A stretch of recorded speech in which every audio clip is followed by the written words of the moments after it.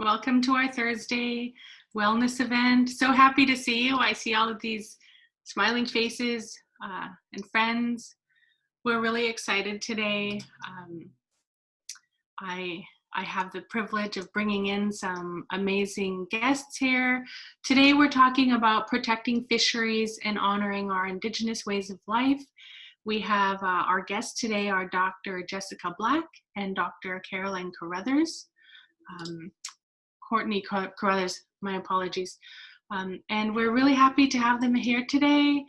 We're grateful that you're here joining us, and we're in for a treat this afternoon. So as we're beginning, I'd like to hold space for land acknowledgement, to open up with just taking a moment and grounding ourselves. You know, it's a really big part of our wellness is our connection to our lands and our waters. And as Indigenous people, we've been the stewards of these lands and waters since creation. And so I just want to acknowledge that, take a moment, and to say Masit Cho to the Indigenous people of the area. So wherever you're zooming in from, I'd love to see where you're coming from in the chat. Feel free to drop your intro, use the chat feature. We're also live on Facebook, so feel free to share on that platform as well. We want to connect each other. So with that, I just also wanted to share that we've created these wellness events as a space for our community to come together to uplift one another, and our focus is on promoting Indigenous well-being, which is founded in our values of respect and understanding that our wellness is grounded in our values and traditional ways of life. And so that's our intention. That's what we seek to uphold in this space, with love and respect for one another and our responsibility to one another, and speaking with care and holding each other up. With that, I'm your co-host, Shojrit Rochelle Adams, Gwichyaa Zhee, Atsendu, Dink Evat, Juk Anchorage Gwich'in Dene Ina Nai Nango Anvidi, Indigenous Engagement Director EASLey, Native Peoples Action Engine. So my name is Rochelle Adams. I'm originally from Fort Yukon and Beaver. I'm living here now in Anchorage on the homeland of our relatives at Dene. Tanan to them for being the stewards. And I am the Indigenous Engagement Director for Native Peoples Action. And before I hand it over to our guests, I want to share a Native wellness word. And today, you know, I'm a learner and an educator of the Gwich'in language. And today, the wellness words that come to mind are Sukcho and Dinjiju Nai. Dinjiju is our word for native, for the people. And Nai is plural, so Dinjiju Nai, that's native people. And Sukcho, Jessica knows this one, is king salmon. And specifically, you know, today we're going to look at our relationship with the Indigenous people and king salmon. And so I'm really happy to share those in our language today. And with that, I'm going to hand it over to our guests and let them introduce themselves, and they also have a presentation for us. And towards the end, we'll hold space for some Q&A and dialogue at the end. So Masit Cho, thank you so much for being here with us. Yes, Dringwinzi, Masit Cho, Rochelle, for that beautiful introduction. And it's so good to see some friends and new faces out in the Zoom world. And Rochelle let us know that we're also on Facebook Live. So hello, everyone. Dringwinzi, good afternoon. We want to start by also doing our land acknowledgement. I, Shojrit Jessica Black Oji, Gwichyaa Zhee, Gwich'in Dene, got Tanan Gwich'in. So my name is Jessica Black, and my family's from Fort Yukon. I also grew up in Nenana, and I live on the traditional homelands of the Gwich'in, the lower Tanan Dene. And I want to say Masit Cho for their ongoing stewardship, past and present. Trath Yadet is the campus on which I work, UAF, and that is a traditional gathering place for the Gwich'in. So I'm very honored to work on these traditional homelands. I've learned so much from the people, the land, and just all of creation. Can you hit the next slide, Courtney? Thank you. I want to turn it over to my colleague and friend, Courtney, to also introduce herself. Good afternoon, everyone. Yeah, it's so nice to be here. I want to say masicho to Dr. Black for inviting me to join her today. I'm really honored to be here. I'm a non-native white settler here in Alaska. I come originally from Pittsburgh, Pennsylvania. My family's been there for a few generations. Prior to that, they came mostly from Ireland and England. And yeah, I grew up in sort of a working class steel mill family surrounded by industrial wealth. And class struggle, but also surrounded by intense pollution. And, you know, we were taught not to eat the fish out of our rivers when I was a kid, and really not even to open the windows, which is, yeah, really sad and upsetting. But I was fortunate when I was a graduate student back in 2005 to be invited to live in the community of Old Harbor. This is a picture of me here on the right with my older daughter when she was quite young. And I just, yeah, I really want to give my respects and appreciation to the Sugpiaq people who really welcomed me into their community. And I got to know Alaska through that village of Old Harbor and villages throughout the Kodiak archipelago.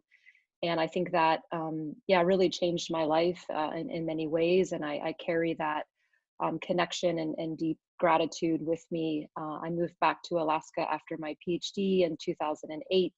And became a professor of fisheries at UAF. And I'm based in Anchorage, and want to also acknowledge Denina stewards here, and really want to say, as a non-native person working and living upon Indigenous lands, there's so much for me and others to learn about that deep stewardship and respect, and how to live in better relation, how to center equity and justice in the work that we do at the university and in the research we do as white settlers here in this place. And I'm very much on a learning curve moving forward, and really appreciate everyone's help as I'm figuring out how to live in better relationships. So thank you. Masicho, Courtney, you can go forward 2 slides, please.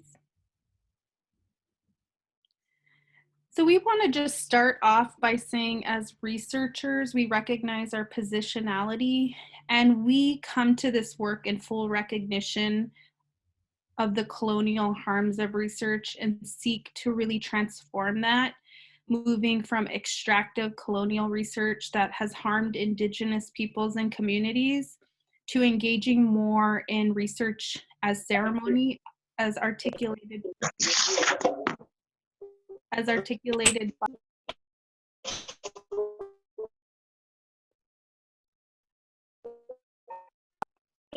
sorry. There's Rochelle, there's some background. Okay. Elsie's taking care of it. Thank you. Thank you. So we really come to this through the lens of research as ceremony, as articulated by Dr. Sean Wilson in his seminal work, Research is Ceremony, and putting into practice the important values of relationality, reciprocity, respect, and redistribution. And there's a powerful article by LaDonna Harris and Wasilewski that's called Indigeneity and Alternative Worldview, that's really powerful in describing these values and their importance. So we wanted to share a little bit about the inspiration for our work that we do, and just talk with you a little bit about that, because that really helps us to think about things in this circular way of what brought us to this work. You know, we stand on the shoulders of many people, and for me, it's my grandparents, who are in the upper, if you're looking at the screen, they're on the very far left, and they were very instrumental in helping to raise me, but also instilling in me this responsibility to all our relations, including the land, the waters, the animals. I also look to the work of our fierce leaders who are protecting our homelands. There's one picture of Sarah James of Arctic Village with her niece Tanya, and also Dr. Charlene Stern, and they're in DC advocating to protect our way of life. In the bottom two pictures on the left are the late Sammy Roberts of Fort Yukon, and he would always gather all the young kids and teach them how to skin muskrats and cut fish. And he just did this because he loved our culture and he loved our people. And then next to that is my late great aunt Sally Heron, who is feeding my daughter Cho, king salmon. And to me, that just represents, this intergenerational transmission of knowledge that has always existed. And what a beautiful thing, and then what a great responsibility to ensure that happens for the next 7 generations. So I'm inspired to do this work because I feel a tremendous amount of gratitude towards all our peoples, our Alaska Native people and Indigenous people across the world who have continually protected our traditional homelands for everybody. Sharing is such an important value amongst Indigenous people, and this important value of passing the knowledge on. Once you learn something, it isn't your knowledge, it's everyone. So that's really the inspiration of my work. And I'll turn it over to Courtney. Thank you, Jessica. Yeah, and I wanted to share some photos here from that transformational year that I mentioned when I was a young graduate student. And Mary Hawkinson is featured here. She had recently lost her husband, the late Sven Hawkinson Sr., just before I had come, and she had invited me to live with her for the year, and it was an amazing experience to be with Mary. And then her daughter Phyllis Clough was one of my closest friends, is still a very close friend. And so I really just, through the women in that community, was welcomed in and was doing a project looking at fishing and trying to understand. I was a research assistant at NOAA Fisheries for my first year. And what I saw in the data, the fisheries data, was that the small communities of Alaska were losing their fishing rights. And it was talked about in this very passive way, that there was this outflow of permits and quota from all of the rural villages in the Gulf of Alaska. And I was asking people why, why is that?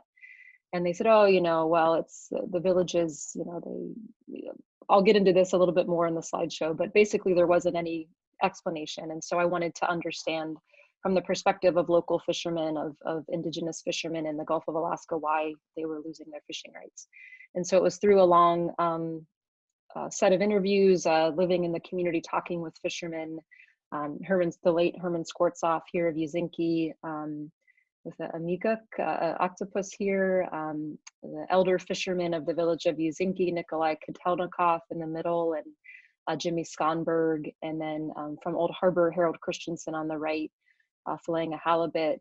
Through these deep interviews with fishermen, learning about these privatization programs, the limiting and commodifying of the right to fish, being really external to how village fisheries work, and how those permits created a lot of trauma in terms of they were, $200,000 permits. Some people had them, some people didn't.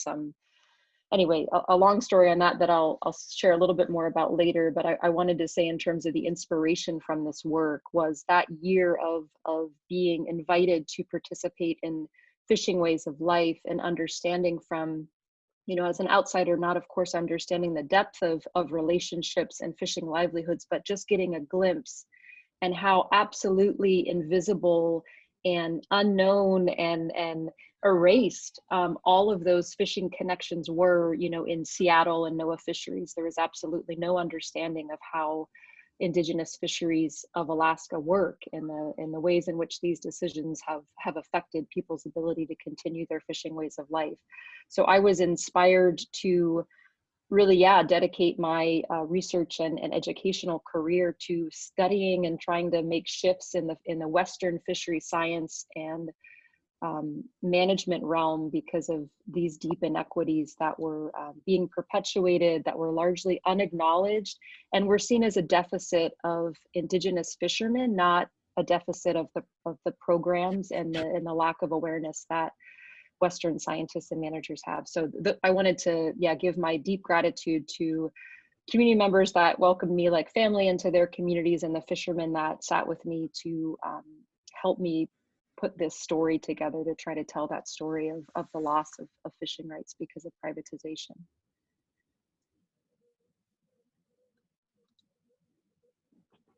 So collectively, the story of how Courtney and I came together was through just chance, I think, in some ways, but maybe the creator's guidance in all of it. My colleague couldn't do some of the work and asked that I cover some project work with Courtney, but we found we had so many similarities, and some of the similarities that were really transparent to us were these deep inequities and racism that existed in science and management, and how Alaska Native people, my people, your people, are connected to and have deep knowledge related to the land, waters, animals, and all living beings, and that our well-being is intimately tied to our ability to be in relationship with our natural environment and to hunt, fish, gather, and provide for one's family and community. And that our Alaska Native values, knowledge, and governance systems are largely erased in Western science and management, and that tribal sovereignty, self-determination, and equity must be central in governance. So I wanted to just share a little bit about my doctoral work because it really helped inspire the work that I do now. I did a study in my region titled Examining the Relationship Between Governance and Well-Being in the Yukon Flats. And let me just say, it was just a wonderful time of my life of spending time with people that really helped to influence me, mentor me, and share with me all of their knowledge. And for that, I'm forever grateful. And they know that because I'm still in communication with them. And you know, you do research in your communities. It's a lifelong pursuit. And also you love your people. So, you know, you continue to nourish those relationships. But one thing I really wanted to do was, beyond looking at this relationship, I wanted to have Indigenous definitions of well-being and governance, because what I was reading in the literature didn't really capture what I knew to be true, which was that well-being was really about, you know, taking care of one another, a deep sense of spirituality, respect, passing on traditions. And all of that came out in the research. I just needed to go about defining governance and well-being from this Indigenous perspective. And I wanted to do that beyond just, you know, for my study, but for Native people all over the world to be able to define things for ourselves that we know to be true. Same with governance. You know, we've had this, you know, thousands of years of history of governance, and what that means to us may be very different than what the Western world thinks it means. So when I think about governance, you know, I was thinking about our more traditional forms of governance, and then this more Western system that we've been brought into through our relationship with the US federal government. So I asked questions about governance, and what really came out was that there's our traditional forms of governance, which are things like living your values, following traditional laws, elder guidance, natural leadership, and then the more formal sets or formal governance, meaning those that are more tied to like other governments, like the federal government. You can hit the next slide. So the first part was really about defining those terms, and then I looked at the relationship between these terms. And part of that was due to the fact that as sovereign governments in Alaska, we are limited in our ability to manage hunting and fishing and our lands just because of the way that land was, the land claim settlement was settled in Alaska. As tribes, we own very small amounts of land base. Most of our lands are in corporate land holdings. And so that makes it difficult for us to have a legal voice in the management of our natural resources. yet they are so intrinsically tied to us and our well-being. You know, even if we don't have a lot of tribally owned land, we still steward all the land right outside our front doorstep because those are our traditional use areas. And so it really became apparent through my interviews that this relationship was so central. Governance and well-being, your ability to have a say over those things that are most important to you, that the land, you know, your education of your children, the education of my children, our abilities to implement our language in all areas of our life, you know, protecting our children. So we have those legal rights in many ways. Like we have the right to, you know, we have sovereign powers over our members, but our land is still, we use it, but legally, you know, we own very little of the land, and that does make governance difficult. However, I will say that the relationship exists. You know, strong governance leads to well-being. Our people are showing up to advocate to protect our way of rights in different spaces, and we'll talk a little bit more about that. But there is this strong relationship, and the ability to hunt, fish, and gather and share in the governance of these traditional practices is absolutely essential to well-being.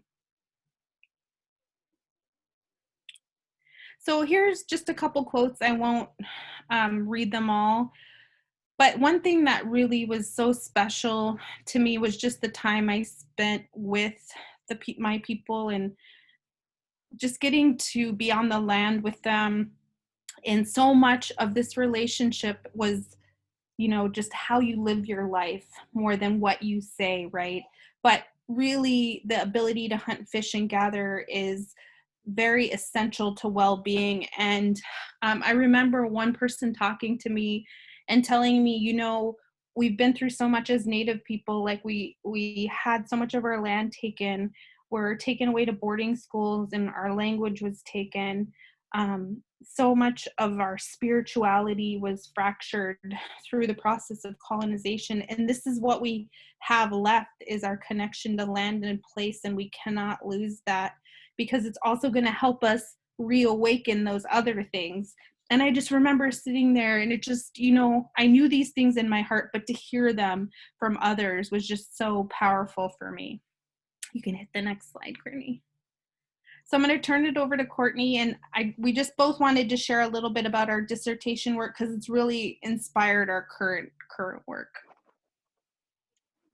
Yes, thank you, Jessica. Yeah, just to share a little bit more on that story I was sharing about, the topic for my dissertation work was this privatizing the right to fish, and how that really is fundamentally incongruent with fish livelihoods and community.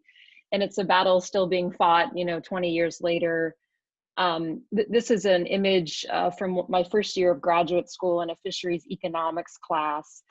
And it's, you know, too complicated to get. The goal, as I understood fisheries economics, was to make this fishing effort as low as possible. The whole goal was to sort of move this arrow to the left, which means less fishing effort. And because then you can make more money for the people that are left. And I was thinking, well, you know, what do you mean fishing effort? Like, what is that? You know, and they're like, well, that's people, that's boats, you know, that's communities. And so the fundamental assumption guiding fisheries policy out of economics is that you make more money for few people if you get rid of a lot of people. And that's what undergirds like this whole sort of desire to make the right to fish private property that can then be bought and sold. So that to me was an example, you know, of this fundamental, you know, incongruence. If instead what you're valuing is opportunity for people or spreading out wealth, sharing, if a fundamental goal that you have is sharing, you would not have a policy like this.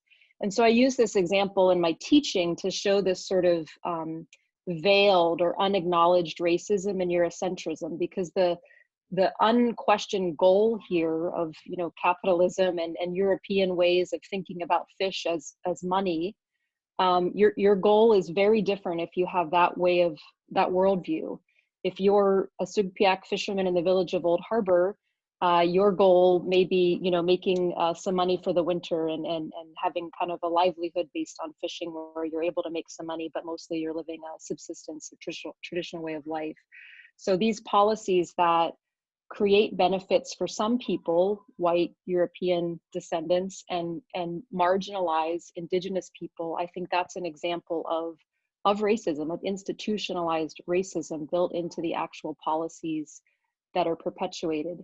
But that is not at all acknowledged in the Western dominated institutions. This is a quote from one of the NOAA managers that I was interviewing 20 years ago. And, I think I mentioned this earlier, but villages losing quota and permits says much more about the villages than it does about the quota and permit system. So there's this idea, this persistent racism, in my view, that there's some deficit with village fishermen, and that's why the permits have left, that's why the quota has left. In my view, and having studied this for so long, that's absolutely not true. And the problem really is in this system that really only serves one type of urban-based professional fishermen, access to credit, access to banks, in it to make profit. That's sort of my summary of a lot of work on that topic.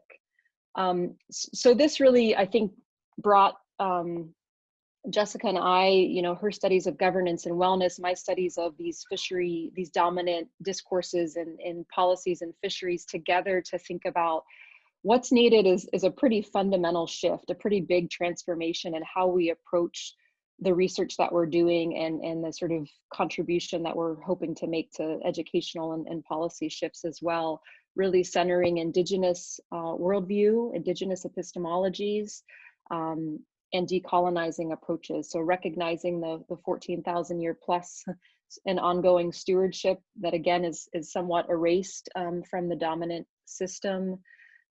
These kinds of studies where we're trying to make visible the way that these erasures are continuing to be perpetuated day after day, and these deep inequities that persist. And so we're really excited to introduce a few of our kind of current efforts in this realm, and we really draw upon Indigenous scholarship, Dr. Black and other Indigenous scholars around the state and the world to situate this work. And we have a couple of quotes here from some scholars who've shaped our work. One of the things that is so central in this transformational shift we're hoping to help contribute to is the recognition of pluralism. Like I mentioned with the fisheries, the idea of how Western European cultures have thought about fish and people and how to manage them is seen to be, is made to appear universal. It's supposed to define everybody, and it doesn't. And so recognizing that there's very different ways that cultures, in Alaska and across the world think about the relationship between people and fish and how we might do good as stewards. How do we show respect and reciprocity and care looks really different across cultures. These common sense values that we see in the fisheries, for example, around efficiency, competition, equality, everyone, erasing history, everyone, that turns up at day zero gets an equal slice or an equal opportunity, kind of not looking at historical oppression and marginalization and those things. So these common sense values define one way, looking at another, Indigenous worldviews, centering sharing and cooperation, stewardship and equity, just a very different way of orienting and thinking about fisheries. So we are thinking and want to really give acknowledgement to elders who have helped shape this work, and Wilson Justin has really been influential in our work, and we have a really wonderful interview with him.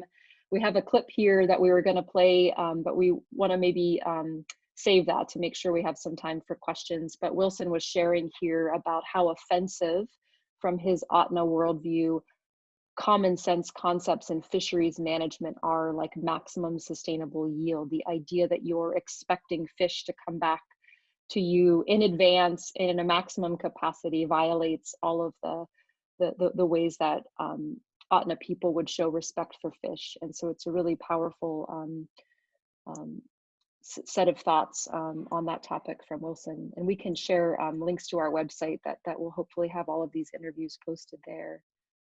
I'll turn it back to you, Dr. Black.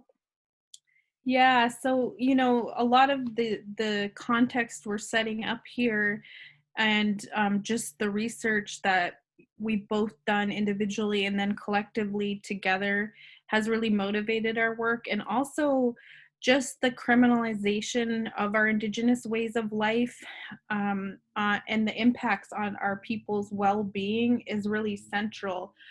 This quote is really powerful by Dr. Liza Mack, who is a colleague of Courtney and I, and a Unangan woman, just amazing.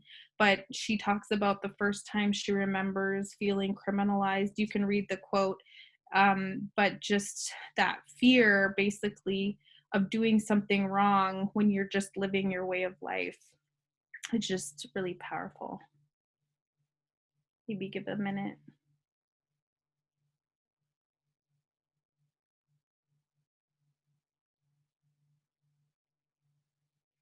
All right, next slide, please, Courtney.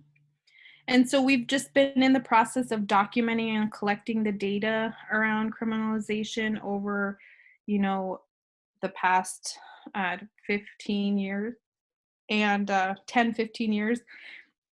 And I want to just recognize that, again, we're standing on the shoulders of giants who have really been pushing this work forward since land claims and before, and being that important voice of letting different governments know that we're here as Native people. We've always been here. And so we, by all means, don't take credit for this work. We're just moving the work forward, recognizing the important contributions of all our leaders and elders and all of you out there doing this work as well.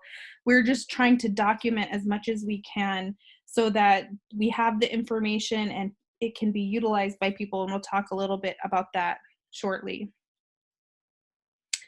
This is a powerful report, Survival Denied, Stories from Alaska Native Families Living in a Broken System. It's free on the internet under Alliance for a Just Society. And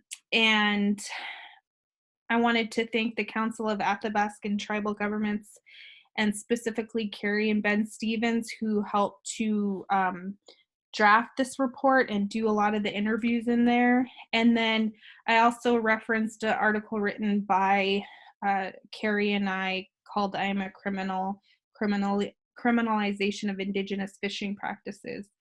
And I just have to say that, through this work, it's very emotional work because it's, so connected to my being, and to think of my own people feeling like criminals for living their way of life is just something that really hurts, especially considering we have 10,000 years of stewardship. And I was just thinking before this talk that quite a few of my friends have passed on, and I just want to thank them for their service. And the right is a picture of my late cousin Atlee Alexander, and he was a fierce advocate and a chief of our village, and there are just so many others. And just wanted to say Masik Cho to all of them, because I know they're listening too, for their hard work, and the work continues. So standing on the shoulders of giants. Do you want to? Thank you. Thank you, Jess. Yeah, just to add in another stream of that earlier work I was mentioning is continued and continuing to help document some of these stories of dispossession, in addition to criminalization, that are still being experienced, still feel traumatic, still affecting the younger generation. This is a quote from a fisherman in Dillingham talking about the limited entry permit program and how he didn't get any paperwork. English is a second language for many people, that the whole system was, if you didn't know, the end of the quote, if you didn't know how to exist in a Western paperwork world, you missed out. And this is a look at some of the data that we compiled for a couple of different projects looking at the loss of Indigenous fishing rights across the state of Alaska. Alaska rural, this is a loss of like 2,300 permits from rural communities across Alaska, the majority, of course, being Alaska Native communities. And so, yeah, there's definitely a lot of data to support what we're saying here. This is another figure looking at the loss of Bristol Bay permits. They're very valuable permits and increasingly are held by outsiders. The red lines are the rural local permits. And so they've been lost through to being canceled by the state, people leaving communities, but also through permit sale. So this, motivated a couple of projects that we'll speak about. I think Dr. Black will speak about our indigenizing salmon management work, and then we'll have one more to finish us out. Yeah, and I wanted to say, you know, with the loss of the fishing permits and the work that Dr. Carothers really documented and showed, is it has such immense impacts, you know, beyond just the loss of a permit, right, and one's like own wellness. But you know, if people have to move from a community, that it impacts the school and all of the other, just the livelihood of the community. So when we're thinking about what this wellness hour, everything is so tied to wellness, right? Your ability to be who you are, for your children to be able to grow up within their community and be surrounded by mentors and those who can show them how to be who they are, you know, a hunter, a fisherman, a gatherer, a person that shares. So really connects so much to our wellness.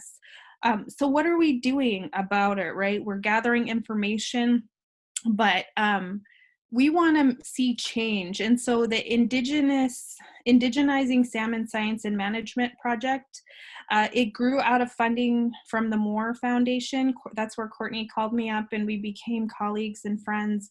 And we're able to bring together people through a project called ISM, Indigenizing Salmon Science and Management, and start to document the breadth and depth of knowledge that exists within our community.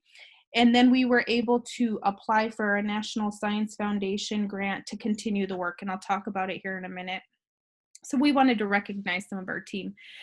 So our goal is to document the breadth and depth of Indigenous values, knowledge, and governance systems connected to salmon across Alaska, and use this wisdom to improve current salmon science and management processes for all. So it's a big goal, but it's been an amazing project and we're still in the middle of it.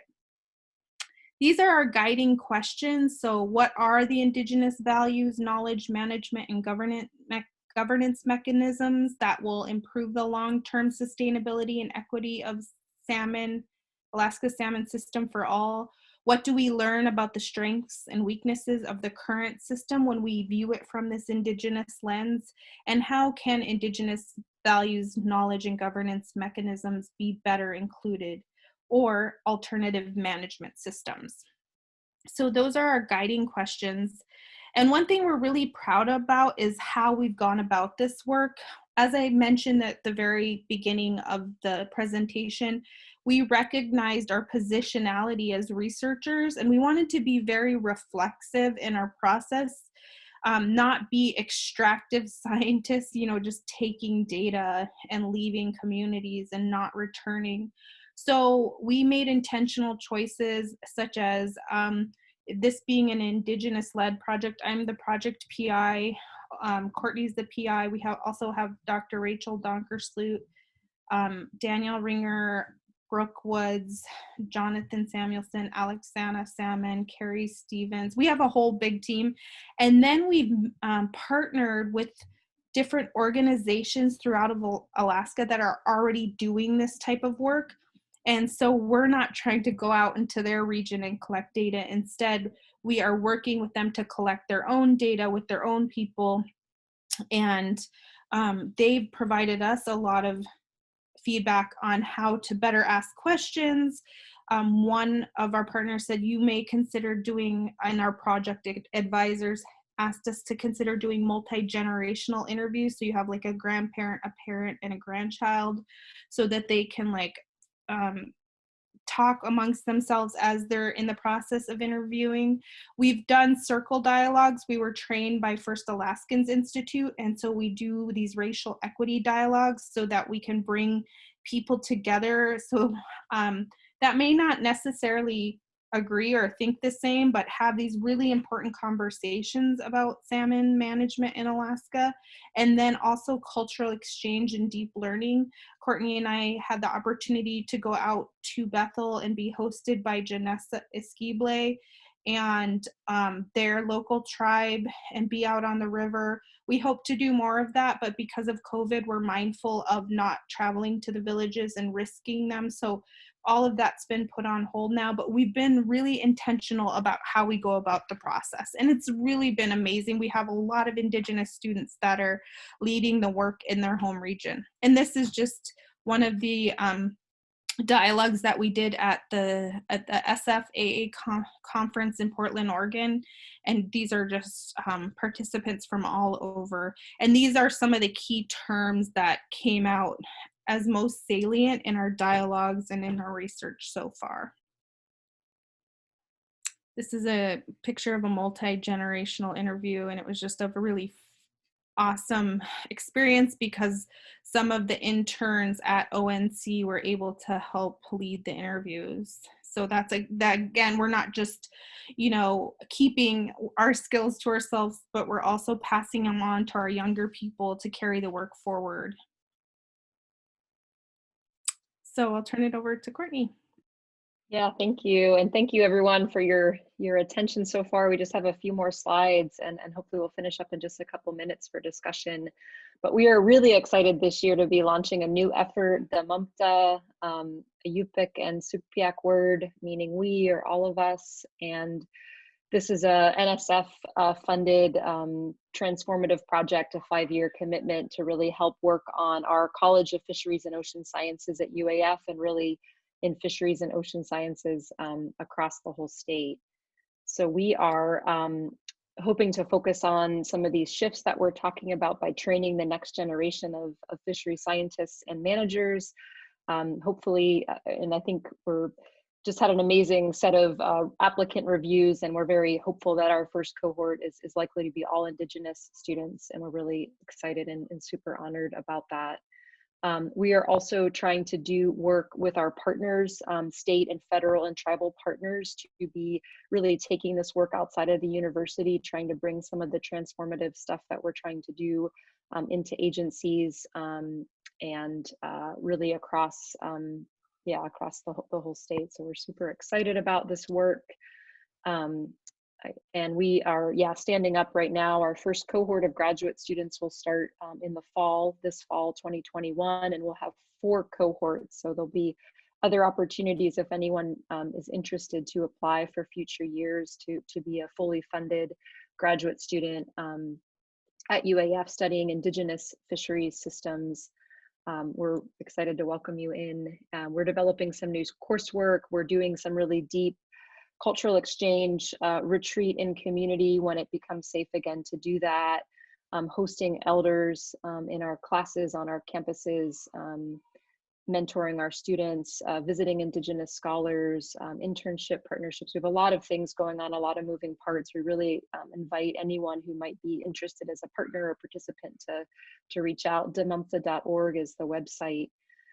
And so we wanted just to open up some discussion space here, and we've been really blessed to be invited to give a few kind of talks recently, and we're reflecting on some of what's coming out of this body of work that we're engaged in right now. And we just listed a few of these here, and it might be that someone has a question or wants to discuss one of these, but we're thinking a lot about how do we center and recognize sovereignty as core in our work? What are the spiritual dimensions that are missing that we need to center these sort of wellness and safe space, the creation of Indigenous only spaces, some of the roles that Indigenous and settler partners need to come to an awareness of and build an understanding of. And kind of, I guess, when I was thinking about this wellness hour, I was thinking often, this work is deep and hard and really often feels a bit like an assault to wellness, because it's really,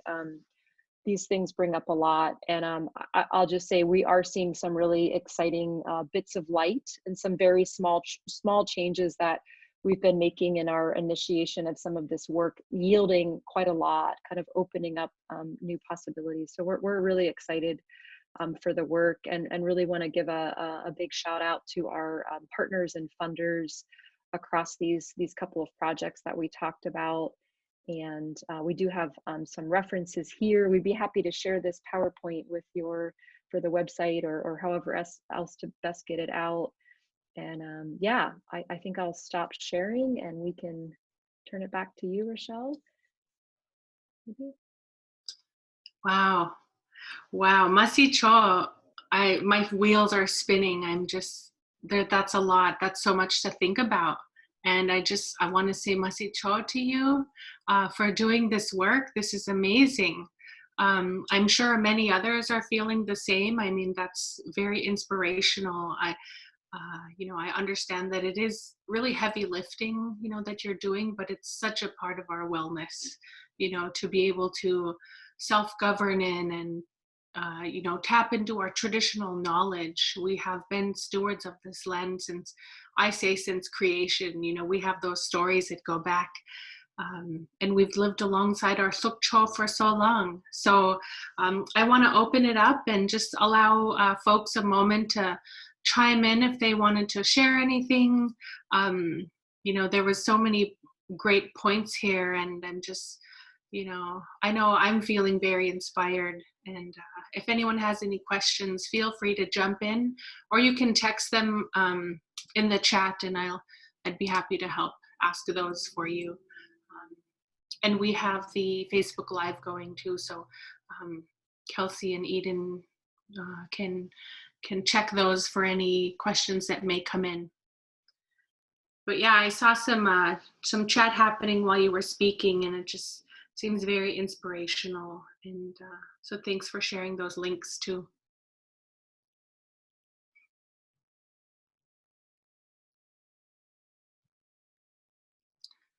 So does anyone have any questions here? Dorothy, I think I seen you coming off mute. Yes, thank you. Thank you so much for this presentation. It's really encouraging to see the work done, the work being done. I guess one comment I would like to encourage those doing the research. Years ago, when I worked for the Interior Aleutians campus, and we came up with the paradigm of teaching in Indigenous ways, using the seasons. And one of the things that we talked about, and we sat with Chief Peter John on many occasions, just listening to him.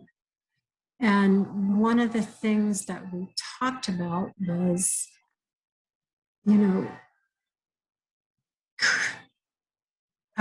gathering Indigenous knowledge.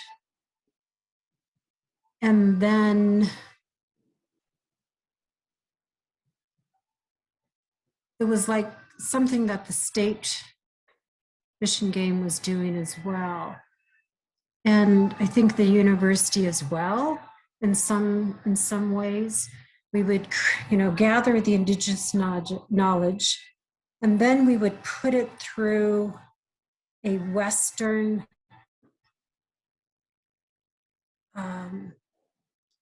system in like views or eyes.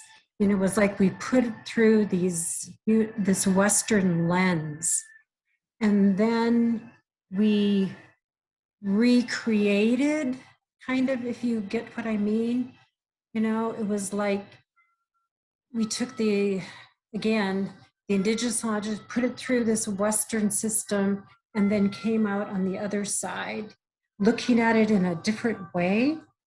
And so, encouraging as we do this research and look at the Indigenous knowledge, keeping it in an Indigenous view as we present it. And so, that was one of the things that we kind of struggled with, I guess, in working with, whether it was a state or federal system or university system, you know, they or those in decision making or powers um, as you you know, work through this, you know, them changing because of their views, if you understand what I mean. So I can try to explain it better if you don't understand. But anyway, that was my thought, and encourage you to do that as, you know, as the best you can as you're doing this research. And you know, just you know, the other thing is, you know, our Native people have told us so many times that, you know, in handling our fish and our game, you know, we have to be so respectful in doing that, and understanding, you know, where they're coming from, and honoring the animals and the fish, you know, in the best way possible, so that, you know, so many of our elders have told us that if, you know, we aren't respectful to them, they'll leave. And, you know, that I think about that a lot in regards to, you know, what's happening today. So thank you so much again. Appreciate your time. Thank you, Dorothy. Anabasi, Dorothy. I'm glad you're here with us today. So Lynette wants to ask a question, and then Miss Eva Dawn has a question. So go ahead, Lynette. Hi, my name is Lynette, and I use she, her pronouns, and I'm on Dena'ina lands. And I guess I don't so much have a question as just want to thank you for your work. I'm from Alaska, and so I was raised and spent my whole life on a fishing plant, and my dad worked in the fishing industry for 25 years. And my community is, you know, most of the people who work on the fishing plants are all immigrants. And I guess to be an immigrant and watch the racial disparities of these people with similar backgrounds to myself is like, I guess I have never been able to put the words to it, or have been able to discuss it like you two have. And so I appreciate your time and your work so much. So thank you. Thank you, Lynette. Thank you so much. Yeah, thank you so much, Lynette. And maybe just to chime in, I really hear you on that. And I feel like when I started this work, I didn't know how to talk about it either. And it took me a long time to kind of understand, because it's like you're battling against this veil that has the story one way, and you're trying to understand it in a different way. And anyway, I just wanted to share that I think having the words and having an understanding, a kind of deeper understanding, peeling back some of the layers here is so important. And so yeah, I just really appreciate that comment, and thank you so much. Yes, Masicho. Okay, Eva has a question. Go ahead, Eva. Hi, Jessica and Courtney. Good to see you. Jessica's my advisor on my degree, so I always like to come hear them talk. You know, we're in a food security working group, a few of them, and you know, there's been a lot of talk about how we can develop a program like yours with some of the wildlife biologists, and really taking a look at some of the sport hunting, and you know, also, you know, we have issues with the rural preference. And so just looking at that, and then, you know, thinking about how that, like a program like that could work with what Carrie Stevens does with advocacy. So that's one question. And then specifically, why does this matter is, you know, recently I've had some state biologists reach out, and they were wanting to meet with Indigenous knowledge holders all the way from Tanan up to Nenana on the Tanana River. And they are looking to somehow include Indigenous knowledge in their work, and they're mapping anadromous water bodies. And so they reached out to me, and I gave them some names, but I'm also like, it feels like that you guys should be included when these type of discussions are taking place, because this is like a real example. And I think it really matters as far, you know, as like thinking about wildlife management and the anadromous water bodies. You know, in Btwn, where I'm from, they just built a bridge across the river. And, you know, it's really sad because the state doesn't always, and even our own native corporation, Doyon, doesn't even tell us what their plans are for our area. And so there are plans and rumors of a road being built all the way out to Kantishna, which was not what was originally told to the people of Nenana. And then similarly, you have a bunch of agriculture land being put up for lease through the land disposal that the Alaska Department of Natural Resources does. And so I just got a call from the governor, which I was like, this is kind of weird. Why are you calling me? But they wanting to know what our corporation interests were. And, you know, when they're doing this agriculture land sale, are they doing any baseline studies to note what the impacts on subsistence users will be? Our people in Nenana are already saying their impacts. They're already being blocked from their trap lines and their trails right now. And so how can we start to work with the university and with ourselves to create some baseline studies and start to make bring more attention to this matter. So I just wanted, that was a lot, but there's like a lot going on in my life all the time, I guess. So I just wanted to share and ask those questions. Yeah, it seems like within the university, Eva, I know that Todd Brinkman has been interested in, you know, this type of work, and I know he does a lot of work with communities and tribes, and we've been meaning to reach out to him, Courtney and I. And then also, just as far as you know, you'll always be a resource for your people just because of the level of knowledge that you have, and others too. And the work is just it's kind of daunting, to be honest. And I guess I'll kind of address Christina's question in my response, Rochelle. But Eva, just, you know, there's just so much work to be done, and I think I didn't really get into it, but within our governing and our, you know, our self-governance as tribes, you know, our land is so fractured here, and so it really means we have to always be aware of what different departments are doing. And I always say it's called playing defense, just because you know, if you're not aware, then it's like a missed opportunity to weigh in on some of those comment periods or let your voice be heard. So we've really been trying to build a network of colleagues like yourself and anyone on this call interested, because we can't do it all, right? So we have to build our network as wide as possible and keep each other informed and call on each other when we need help, and you know, testimony or written letters, that type of thing, or just to be aware, right, of what's going on. So thank you for all that you do, Eva. And it's really important, and it's great that we have someone like you with your expertise and experience of all the work you've done to keep us informed of what's going on. So thank you, Basit. In response to Christina's question, what inspired me was really the way I was raised, and just how my grandparents instilled strong values within me.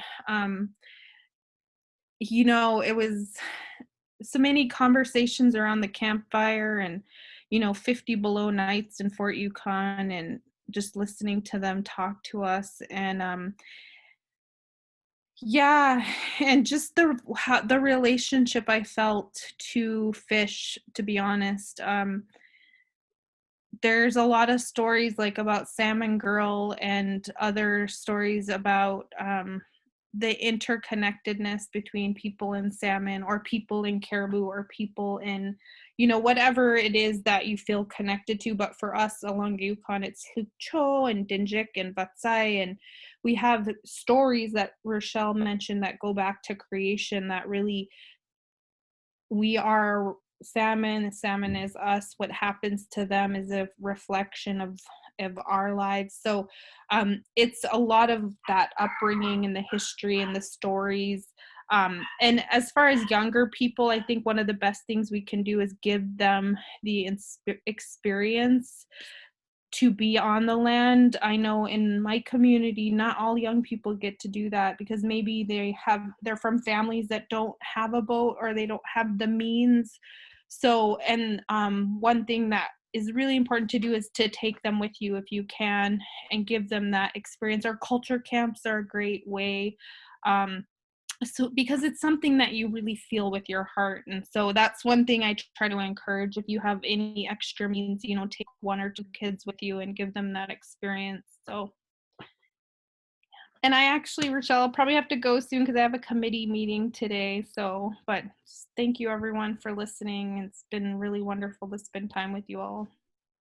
Yeah, absolutely. Thank you so much. I just really, really feeling everything that you said, Jessica, and Masicho to you, Courtney. I'm so grateful for the work that you're doing. I know many of us are. We appreciate that, and thank you for the amazing presentation.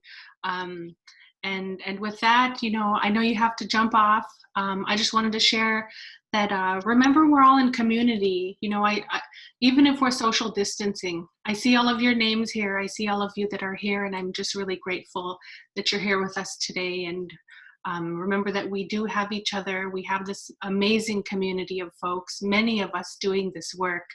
And so we honor that. We honor our ancestors, that have given us this knowledge and passed it down. And we stand, to protect our lands and waters. Water is life, salmon is life. And so it's just a complete honor, to sit amongst you all today. So masit cho, and and carry this information with you, and carry this, this inspiration and the beauty of this with you in your day. And I know I plan on reflecting on this. So thank you so much. And next week, we'll be back for our next wellness event. That's going to be a continuation of the COVID vaccination work that Dr. Zink's team is working on. So we'll have some physicians in here to answer questions for us. So we'll see you next week. And everyone take care and be well. Masit cho. Thank you so much. Thank you.